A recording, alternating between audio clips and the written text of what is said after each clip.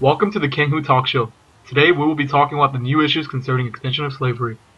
Terry is now going to talk about the background of this expansion. Yes, the issue of slavery has risen up again ever since new territories were gained in the West. Now politicians must decide which states will be admitted as free states and which states will be admitted as slave states, otherwise known as the Missouri Compromise. Tay, explain. The Missouri Compromise was needed because in 1817, Missouri wanted to become a state within the United States. But the problem was that it would have disrupted the balance between the free states and the slave states. James Tallmadge of New York proposed an amendment that would forbid importation of slaves and would bring about the ultimate emancipation of all slaves born in Missouri. However, the amendment provoked an enormous controversy. The House of Representatives approved it, but the Senate rejected it and voted to have no restrictions on slavery in Missouri. It would be Clay, the great compromiser, who would come up with the solution. He proposed an idea to admit Missouri into the Union as a slave state, while also admitting Maine as a free state to not upset the balance. He also proposed that no territory to the north of Missouri's southern border, the 3630 parallel, could enter the Union as a slave state. The Missouri Compromise was crucial because it stopped the spreading of slavery in the Louisiana Territory. At the time, the Missouri Compromise looked as if it were a great solution, but as new issues came up, the Missouri Compromise seemed only as a temporary solution. Now we have a man from the South who would like to discuss his opinion on the Missouri Compromise. The Missouri Compromise is completely unfair. New states have the same rights as the original 13 and should be entitled to choose slavery if they want to. It's also unfair that this compromise has the power to abolish slavery in future territories. It is unconstitutional that Congress has the right to make any laws they want on slavery. Slavery should not be decided by the government, but it should be decided by the people. Wow, that was a very passionate thought on the Missouri Compromise. I agree on the fact that the compromise seems unconstitutional because I too believe that the people should be able to decide. It seems almost tyrannical that the government is forcing states to become either free or pro-slavery. Yeah, that was a really good point, Terry. Now we will hear from the Northern men. 1. This compromise is very beneficial for our country as a whole because some of the future states that get admitted into the United States will be free, and thus promote a better environment for present slaves. We believe that the Congress has the power to prohibit slavery in new states if they choose to do so. While the Missouri Compromise is good, it is not great because it still allows slavery to expand throughout this country. Yeah, I also agree that even though this compromise is good, it does not really solve the issue of slavery as a whole. However, it sounds as if this will be able to give the slaves more hope and hopefully more freedom in the near future. Yes, it seems like the Missouri Compromise has a lot of pros and cons. It seems more like a temporary solution rather than a permanent one.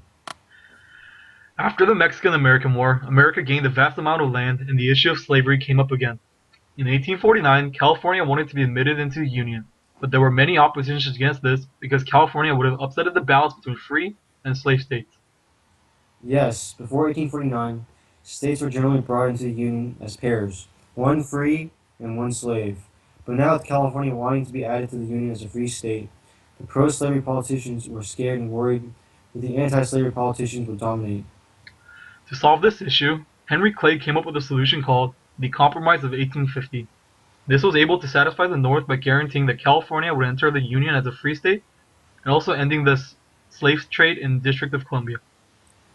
And the Compromise of 1850 was able to satisfy the South by allowing popular vote to decide whether Utah and New Mexico would become free or slave states. Also, this compromise dictated that the Northerners were legally obligated to capture runaway slaves from the South. This was the biggest issue, as the Northerners felt as if they were being used as workers for the South. The Compromise of 1850 is the worst thing that has ever happened. This new compromise is telling us that we, the Northern men, are workers of the South and are making us do things that are against our own morale. However, there are a couple of good things that came out of this. It is good that the slave trade is finally ending in our capital, and also that California is able to enter our country as a free state. The Compromise of 1850 isn't even that great. All it is doing is telling us that we are allowed to vote in order to decide if the state becomes free or slave. But isn't the right to vote already given to us? The other thing given to us is the fact that the Northerns have to catch the runaway slaves from the South. But isn't this given that the North should follow the law and help us retain our property? That was a pretty heated debate about how the Compromise of 1850 will affect the North and the South, and I think both sides have really good points, and that the Compromise has many cons and pros in it. Yes, I agree with you, but let's not also forget about the issues that occurred due to Kansas and Nebraska wanting to join the Union. As the balance of free states and slave states has already been broken, politicians didn't know whether to admit them as free or slave states. The new act, Kansas-Nebraska Act, allowed the citizens of Kansas and Nebraska to vote on whether states will become free or slave, which is also called popular sovereignty. With the passing of the Kansas-Nebraska Act, the Missouri Compromise was abolished. This, however, did not turn out as pretty as hoped, because citizens in Missouri jumped the border into Kansas in order to ensure a victory for the South. Now, a war broke out in Kansas between abolitionists and pro-slaveries. This war, also known as Bleeding Kansas, foresighted the Civil War, which would follow 6 years after. The Southerners in Missouri made a poor choice when they decided to come to Kansas and try to cheat in order to secure a victory. If they really do believe in the power of the people, then they should have allowed popular sovereignty in Kansas and Nebraska. Instead, they decided to put matters into their own hands. The only reason we decided to go over the border to Kansas was because we were mad at the North for not doing their half of the agreement. According to the Fugitive Slave Act, they were supposed to capture the runaway slaves and return them to us. However, they have not enforced the act, but instead are petitioning to reject the act.